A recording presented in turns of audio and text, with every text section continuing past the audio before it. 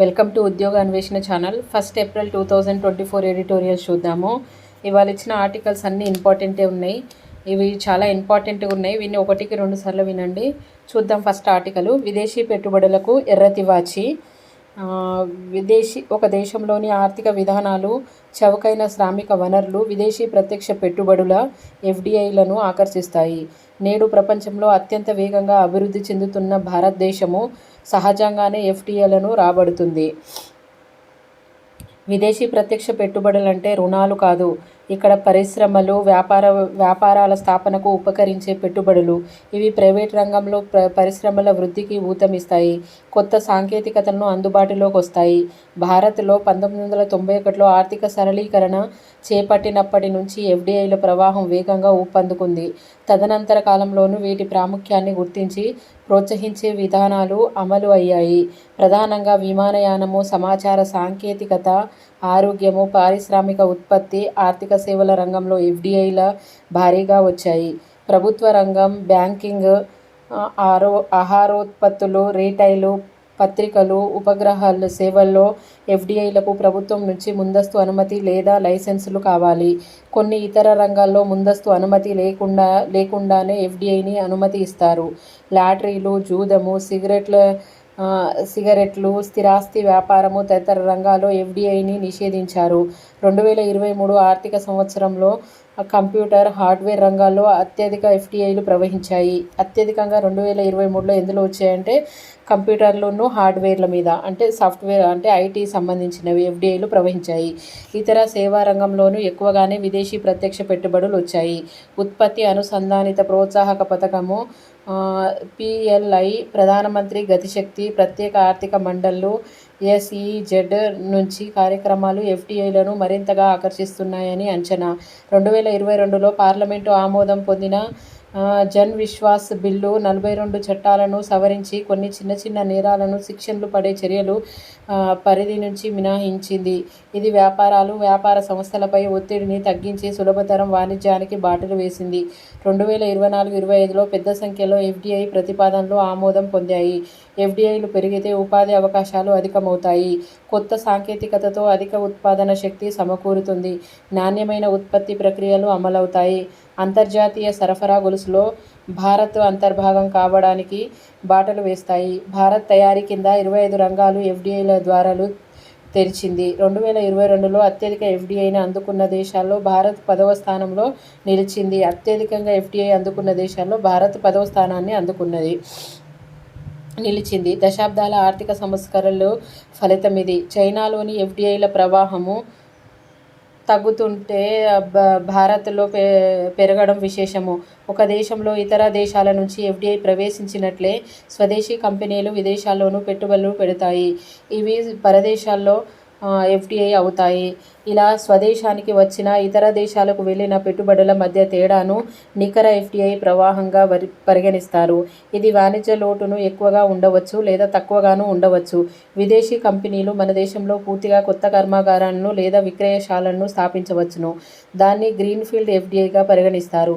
ఇప్పటికే నెలకొన్న కర్మాగారాన్ని కొనుగోలు చేసి కొత్తగా ఉత్పత్తి ప్రక్రియను ప్రారంభించడాన్ని బ్రౌన్ ఫీల్డ్ ఎఫ్డిఐగా వ్యవహరిస్తారు. స్థానిక పరిశ్రమలు కాపాడడానికి సాధారణంగా ప్రభుత్వాలు ఎఫ్డిఐలపై పరిమితులు విధిస్తాయి.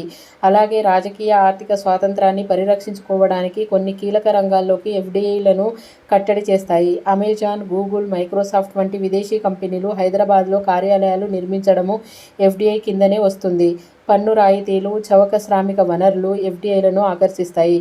విదేశీ ప్రత్యక్ష పెట్టుబడులు మార్కెట్ వైవిధ్యీకరణకు తోడ్పడతాయి. మన యువతను సాంకేతిక నైపుణ్యాలను అలవరచి ఉపాధి అవకాశాలు పెంచుతాయి. సంస్థాగత నిర్వహణ నైపుణ్యాన్ని పెంపొందిస్తాయి. ఎఫ్డిఐల వల్ల స్థానిక పరిశ్రమలు దెబ్బతినడం, విదేశీ కంపెనీలు ఇక్కడ ఆర్జించిన లాభాలకు ఇక్కడే వ్యాపార విస్తరణకు ఉపయోగించకుండా తమ దేశాలకు తరలిపోవడం వంటి ప్రతికూల కోణాలు ఉన్నాయి. ఇలాంటి ప్రతికూల అంశాలను నియంత్రిస్తూ ఎఫ్డిఐని ఆర్థికాభివృద్ధి సాధనగా ఉపయోగించుకునే విధానాలను భారత్ చేపట్టాలి. ఎఫ్డిఐలను ఆకర్షించడానికి సుస్థిర వ్యాపార వాతావరణాన్ని కల్పించాలి. పన్ను రాయితీలు, ఇతర ప్రోత్సాహకాలను ఇవ్వాలి. నిపుణ మానవ వనరుల సృష్టించాలి. మౌలిక వసతులు విస్తరించాలి. బలీయ అంతర్జాతీయ సంబంధాలను ఏర్పరచుకోవాలి. తద్వారా ఆర్థిక అభివృద్ధి పరుగులు పెట్టించాలి. ఇది ఎఫ్డిఐల గురించి ఇచ్చింది. ఎఫ్డిఐలు అంటే ఫారెన్ డైరెక్ట్ ఇన్వెస్ట్మెంట్ అని అంటారు. విదేశాలు మన దేశంలో పెట్టుబడి పెట్టడానికి. కొన్నిటికి ఎఫ్డిఐలు పెట్టుబడి పెట్టాలంటే ప్రభుత్వ అనుమతి తీసుకోవచ్చు. లైక్ మనం డిఫెన్స్లో కానీ, స్పేస్ టెక్నాలజీలో కానీ వీటిలో అనుమతి ఉండదు. కానీ కొన్నిటికి 100% ఎఫ్డిఐ అంటే ఏ అనుమతి లేకుండా డైరెక్ట్గా మన దేశంలో ఇన్వెస్ట్మెంట్ చేయడానికి అవకాశం ఉంది. దానివల్ల కలిగే అడ్వాంటేజెస్ ఏమున్నాయి, డిసడ్వాంటేజెస్ ఏమున్నాయి అనేది ఇచ్చారు. అడ్వాంటేజెస్ అంటే వాళ్ళ యొక్క పెట్టుబడులు ఇక్కడ పెట్టడం వల్ల మన దేశంలో టెక్నాలజీ అందడంతో పాటు ఉద్యోగ కల్పన జరుగుతుంది. ఎక్కువ మందికి జాబ్ లభించడము, టెక్నాలజీ తెలవడము, ఇలా చాలా రకాలైన అడ్వాంటేజెస్ ఉన్నాయి. ఇదండి ఈరోజు దీని గురించి ఇచ్చిన ఆర్టికల్. చూద్దాము నెక్స్ట్ ఆర్టికల్ ఏమిచ్చారో. గొంతెండుతున్న నగరాలు. వేసవి ఆరంభంలోనే బెంగళూరు మహానగరము తీవ్ర నీటి ఎద్దడిని కొట్టుమిట్టాడుతుంది. ప్రజలు వీటిని వృధా చేయరాదని అక్కడ ఆంక్షలు విధించారు. తాగునీటితో కార్లను కడిగేందుకు జరిమానాలు విధించడం బెంగళూరు నగర నీటి కష్టాలను నిదర్శనంగా నిలుస్తుంది. ఇలాంటి పరిస్థితుల్లో అన్ని చోట్ల అందరూ అప్రమత్తంగా వ్యవహరించాల్సిందే. ఎండాకాలం వచ్చిందంటేనే నీటి వసతి ప్రాబ్లము అంటే స్కేర్సిటీ అనేది ఈ నగరాల్లో తెలుస్తుంది. పల్లెటూరులో కాకుండా సిటీలలో కూడా, పట్టణాల్లో కూడా ఈ నీటి సమస్య అనేది ఎదురవుతుందని, భారత్లో 2030 నాటికి 40% ప్రజలకు సరైన తాగునీటి వసతి ఉండదని నీతి ఆయోగ్ స్పష్టం చేసింది.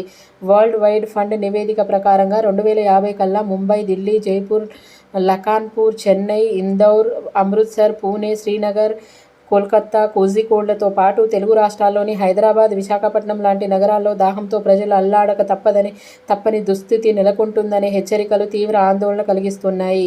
గతేడాది ఐరాస నివేదిక ప్రకారంగా భారత్లో ఇండో-గంగా బేసిన్లు ఇప్పటికీ భూగర్భ జలమట్టాలు అడుగంటిపోయాయని, 2025 కల్లా ఈ ప్రాంతాల్లో నీటి లభ్యత గణనీయంగా తగ్గిపోతుందని వెల్లడించడము నీటి కరువు తీవ్రతను అద్దం పడుతుంది. భవిష్యత్తులో తాగునీటి కష్టాలు అనేక నగరాల్లో ప్రజలను పట్టి పీడిస్తున్నాయన్న సంగతి ప్రభుత్వాలు, ప్రజలు గ్రహించాలి.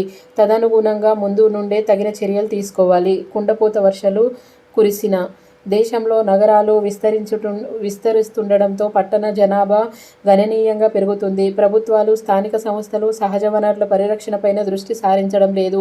ఇప్పటికప్పుడు తాత్కాలిక అవసరాలు తీరడంపైనే దృష్టి సారిస్తున్నారు.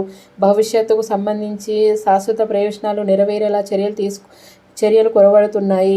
దేశంలో 4,000 దాకా నగరాల్లో భవిష్యత్ అవసరాలకు అనుగుణంగా పాలనా యంత్రాంగం తగిన చర్యలు తీసుకోకపోవడంతో నీటి కరువు లాంటి సంక్షోభాలు వచ్చిపడుతున్నాయి. ఇప్పుడు నీటి ఎద్దడిని ఎదుర్కొంటున్న నగరాల్లో వర్షాభావ పరిస్థితులు కూడా లేవు. వీటిలో చాలా వరకు నగరాలు వానాకాలంలో వరదల సమస్యతో సతమతమవుతూనే కుండపోత వర్షాలు కురిసి నగరాలు మునిగిపోతున్నా వచ్చి నీటిని ఒడిసిపట్టే మార్గాలు లేకపోవడము శోచనీయము.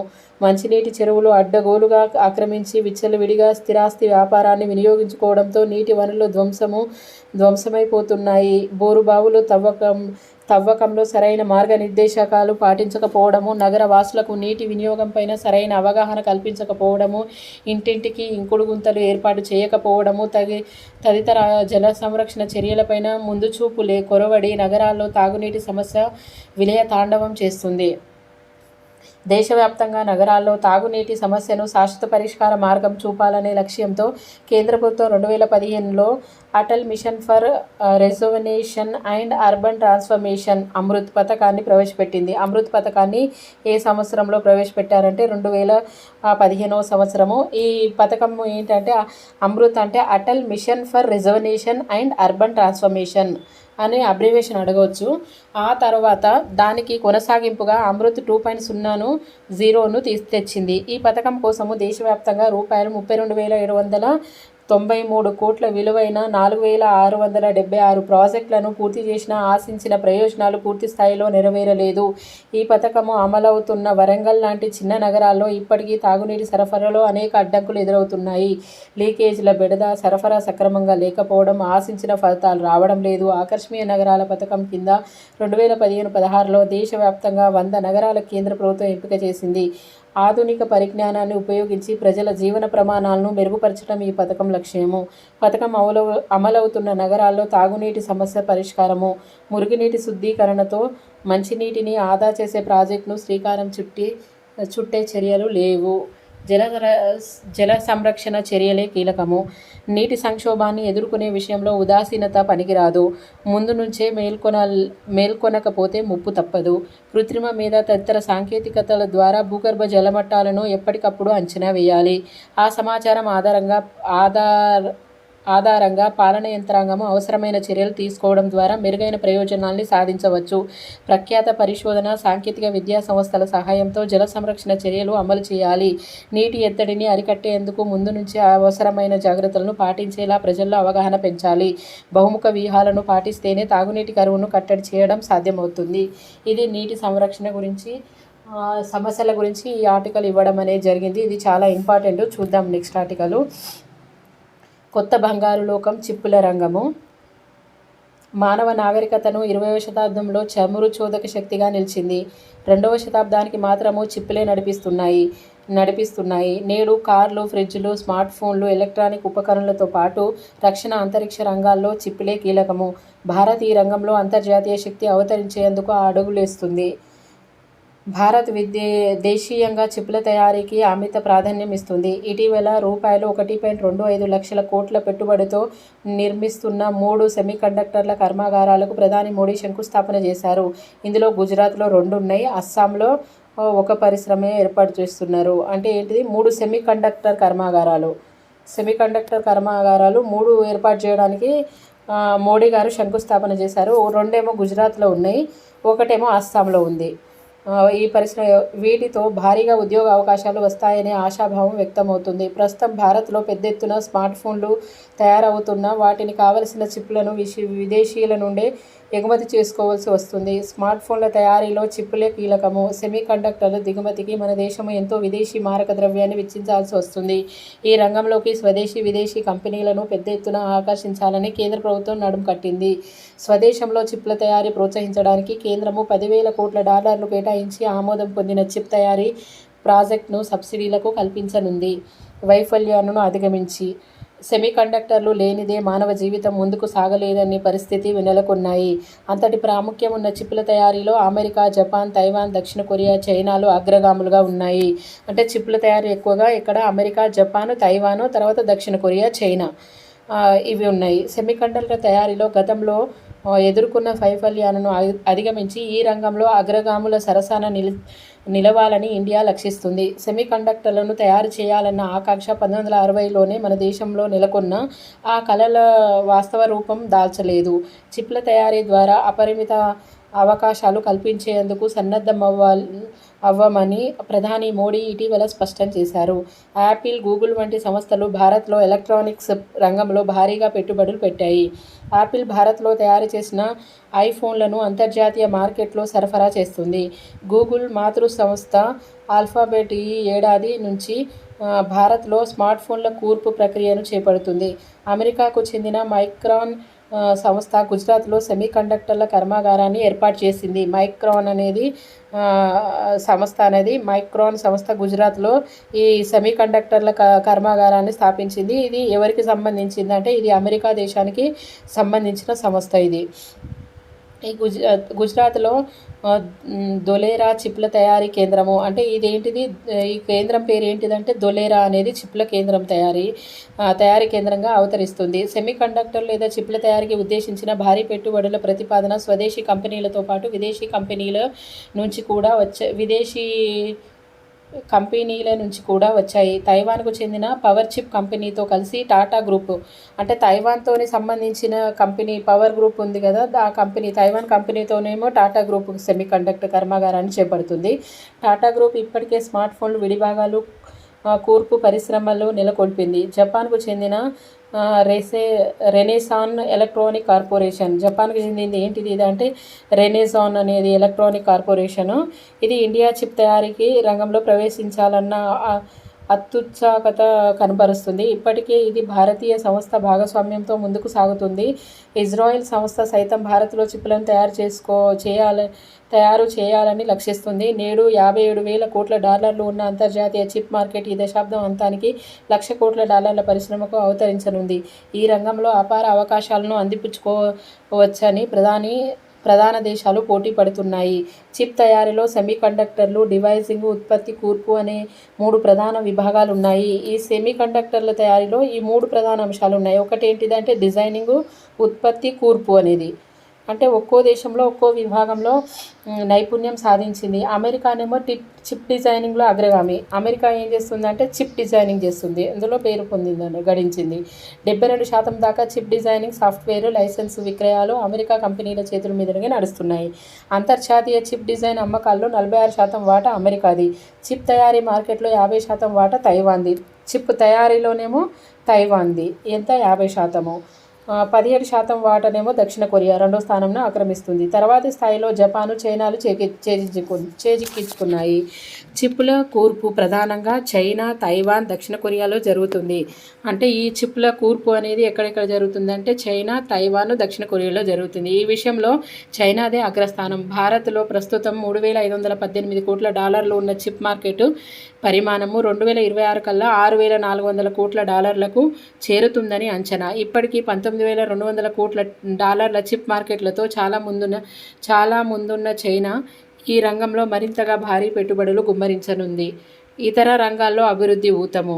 ఆత్మనిర్భర్ కార్యక్రమం కింద చిప్ల తయారీ, కూర్పు రంగాల్లో అంతర్జాతీయ స్థాయిలో అగ్రశ్రేణి చేరాలని భారత్ కృతనిశ్చయంతో ఉంది. 2035 కల్లా $1,00,000 కోట్ల సెమీకండక్టర్ మార్కెట్ను సృష్టించదలిచింది. అందుకు అనుగుణంగా ఇండియా సెమీకండక్టర్ల మిషన్ ISM కింద అంతర్జాతీయ చిప్ తయారీలను ఆకర్షించాలని కేంద్ర ప్రభుత్వం సంకల్పించింది. ISMలో 4 అంతర్భాగాలు ఉన్నాయి. ఇవి భారత్లో సెమీకండక్టర్లు, ఫ్యాబ్రికేషన్ యూనిట్ల స్థాపన, డిస్ప్లే ఫ్యాబ్ల ఏర్పాటు, కాంపౌండ్ సెమీకండక్టర్లు, ATMP తయారీ కేంద్రాల స్థాపన, డిజైన్ సంబంధిత ప్రోత్సాహక పథకము. దేశంలో మొట్టమొదట 2022లో ప్రత్యేక సెమీకండక్టర్ విధానాన్ని ఆవిష్కరించిన ఘనత గుజరాత్కు దక్కుతుంది. తదుపరి స్థానాలకు ఉత్తరప్రదేశ్, ఒడిశా ఆక్రమిస్తాయి. గుజరాత్లో నెలకొల్పుతున్న చిప్ల తయారీ కేంద్రాలు భారీ సంఖ్యలో ఉపాధి అవకాశాలు కల్పిస్తాయి. సెమీకండక్టర్లకు రక్షణ, ఆటోమేటివ్, ఎలక్ట్రానిక్ వస్తువులు సైతము అమర్స్తారు. చిప్ల కర్మాగారాలు ఇతర రంగాల అభివృద్ధికి ఎంతగానో ఊతమిస్తాయి. సెమీకండక్టర్ల రంగంలో పెట్టుబడి పెట్టడం అంటే భారతదేశ భవిష్యత్తుపై పెట్టుబడులు పెట్టడమే. ఇది అండి ఈరోజు ఇచ్చిన ఇంపార్టెంట్ ఆర్టికలు. ఇదేంటిదంటే చిప్పుల తయారీకి పెద్ద సంఖ్యలో నిపుణులు అవసరము. యువ జనాభా అధికంగా ఉన్న భారత్ ఇలాంటి నిపుణుల స్వదేశీ పరిశ్రమలకే కాకుండా అంతర్జాతీయ చిప్ తయారీదారులకు సైతము సమకూర్చే అవకాశం ఉంది. చైనా ఒకవేళ తైవాన్ పైన దాడి చేస్తే అంతర్జాతీయ సెమీకండక్టర్ మార్కెట్ అతలాకుతలం అవుతుంది. ఈ ప్రమాదాన్ని నివారించడానికి చిప్ల తయారీ ఇతర దేశాలకు విస్తరించే సన్నాహాలు జరుగుతున్నాయి. ఈ అవకాశాన్ని భారత్ సద్వినియోగం చేసుకోవాలి. సెమీకండక్టర్ల రంగంలో సుస్థిర సరఫరా గొలుసు ఏర్పాటుకు నిరుడు అమెరికా భారత్ అవగాహన ఒప్పందము MOUను కుదుర్చుకున్నాయి. క్వాడ్ గ్రూపు 2021లో సెమీకండక్టర్ల సరఫరా గొలుసు ప్రాజెక్టును ప్రకటించింది. ఇది మరింత వేగంగా ముందుకు సాగాల్సిన అవసరం ఉంది. ఇదండి సెమీకండక్టర్లకు. ఇది చాలా చాలా ఇంపార్టెంట్. ఇందులో కంపల్సరీ క్వశ్చన్ అనేది ఉంటుంది. గ్రూప్ 2 కానీ గ్రూప్ 1 కానీ మేబీ ఎస్ఐ టైప్ క్వశ్చన్లో ఇవి రావడానికి అవకాశాలు ఎక్కువగా ఉన్నాయి. చూద్దాము నెక్స్ట్ ఆర్టికల్. వాళ్ళు ఇచ్చిన 3 ఆర్టికల్, దీంతో 4 ఆర్టికల్లు చాలా ఇంపార్టెంటే. పెచ్చరిల్లుతున్న కారుచిచ్చులు. శీతోష్ణ స్థితుల నియంత్రణతో హరితారణ్యాలు కీలక పాత్ర పోషిస్తాయి. సమస్త జీవరాశుల మనుగడను ఆధారభూతమైన అడవులు పర్యావరణ మార్పుల దుష్ప్రభావాల కట్టడిలోనూ ప్రధాన భూమిక వహిస్తాయి. దురదృష్టవశాత్తు అవే వాతావరణ వైపరీత్యాల మూలంగా పచ్చటి వనాలెన్నో బుగ్గిపాలవుతున్నాయి. అధికారిక గణాంకాల ప్రకారం 2022 నవంబర్ నుంచి 2023 జూన్ మధ్య కాలంలో దేశవ్యాప్తంగా 2 లక్షలకు పైగా కారుచిచ్చు దుర్ఘటనలు నమోదయ్యాయి. ఒడిశా, ఛత్తీస్గఢ్ పరిధిలోని అటవీ ప్రాంతాలు ఎక్కువగా వాటి బారిన పడ్డాయి. ఎక్కువగా ఎక్కడ కారుచిచ్చు అంటే ఒడిశాను, ఛత్తీస్గఢ్లో ఇవే ఎక్కువగా వీటి బారిన పడ్డట్టుగా గణాంకాలు తెలియజేస్తున్నాయి. దేశీయంగా గడిచిన దశాబ్దాల కాలంలో తీవ్రస్థాయి దావానాల సంఖ్య 10 రెట్లుగా ఎగబాకినట్టుగా అధ్యయనాలు వెల్లడిస్తున్నాయి. ఉష్ణతాపం కట్టు తప్పడంతో ప్రస్తుతం దేశవ్యాప్తంగా 600కు పైగా అరణ్య ప్రాంతాలు కారుచిచ్చుకు దహించి వేస్తున్నట్టుగా ఫారెస్ట్ సర్వే ఆఫ్ ఇండియా పరిశీలన తాజాగా వెల్లడించింది. తెలంగాణలోని ఏటూ నాగారం, అమ్రాబాద్తో పాటు ఉత్తరాఖండ్, జమ్మూ కాశ్మీర్, మిజోరాము, మణిపూర్, అస్సాము, తమిళనాడు తదితరాల్లో ఇటీవల అడవులు అగ్ని కోపానికి చిక్కుకున్నాయి. పర్యావరణ మార్పుల పర్యవసానంగా ఫిబ్రవరి నెల నుంచే ఎండలు ఠారెత్తిస్తున్నాయి. ఫలితంగా వాతావరణం బాగా పొడిబారిపోయింది. అడవుల్లో ఎక్కడ చిన్నపాటి మంట అంటుకున్న అగ్నికీలలు క్షణాల్లో భారీ విస్తరిస్తున్నాయి. రోజుల తరబడి అవి అలాగే రగులుతూ అడవి ప్రాంతాలను బూడిద కుప్పల్లాగా మార్చేస్తున్నాయి. పశువుల కాపరులు, పర్యాటకులు బీడీలు, సిగరెట్లు ముట్టించి విచ్చలవిడిగా విసిరేస్తుండడం, పంట చేసుకున్న చోట నిప్పును సరిగ్గా ఆర్పకపోవడం వల్ల అరణ్య మంటలు చెలరేగుతున్నాయి. అడవి ప్రాంతాల్లో నిప్పుతో చెలగాటమాడే వారిని కఠినంగా దండించడము, వనాల సంరక్షణలో ప్రజావాహకాలను ప్రోధి చేయడము ద్వారానే ఈ ఉత్పాతాలను నియంత్రించగలము. ఏ దేశ భూభాగంలోనైనా కనీసం 33% వనాలు ఉంటేనే పర్యావరణ ఆరోగ్యకరంగా మనగలుగుతుంది. కానీ భారత వనిలో అటవీ విస్తీర్ణం 25% పరిమితమైంది. పైగా కొన్నేళ్లుగా దేశీయంగా దట్టమైన అడవులు తరిగిపోతున్నాయి. ఇటువంటి పరిస్థితుల్లో కారుచిచ్చుల కారణంగా హరితారణ్యాలు మరింతగా హరించుకుపోతుండడము తీవ్రంగా కలవరపరిచేదే. ఇండియాలో దాదాపుగా 36% అటవీ ప్రాంతాలు కారుచిచ్చుల తాకిడికి నెలవుగా ఉన్నాయన్న విశ్లేషణలు ఆందోళనకు గురిచేసినవే. ఉన్నట్టుండి తలెత్తే దావానలను ఉపగ్రహాల సహాయంతో గుర్తించిన ఫారెస్ట్ సర్వే ఆఫ్ ఇండియా ఆయా రాష్ట్రాలకు అప్రమత్తం చేస్తుంది. కానీ కార్చిచ్చుల తీవ్రత అధికంగా ఉన్నచోట స్థానిక సిబ్బంది చేతులెత్తేస్తున్నారు. చాలా చోట్ల మంటలను ఆర్పేందుకు చెట్ల కొమ్మలను వినియోగించే దౌర్భాగ్య పరిస్థితులు నెలకొన్నాయి. అడవుల్లో దావానలను ముందుకు చొచ్చుకుపోకుండా అక్కడికక్కడ 5 మీటర్ల వెడల్పు మేర పొదలు, ఆకులు తదితరాలు తొలగిస్తారు. ఫైర్ లైన్స్గా వ్యవహరించే వీటి కోసము చాలా రాష్ట్రాలు సరిపడా నిధులను సమకూర్చడం లేదన్న విమర్శలున్నాయి. యూరోపియన్ యూనియన్, ఆస్ట్రేలియా వంటివేమో కారుచిచ్చులను ఆదిలోనే నివారించేందుకు ప్రత్యేక విమానాలు, అధునాతన మౌలిక వసతులను సమకూర్చుకుంటున్నాయి. ఏంటి అంటే యూరోపియన్ యూనియన్, EU, ఆస్ట్రేలియా.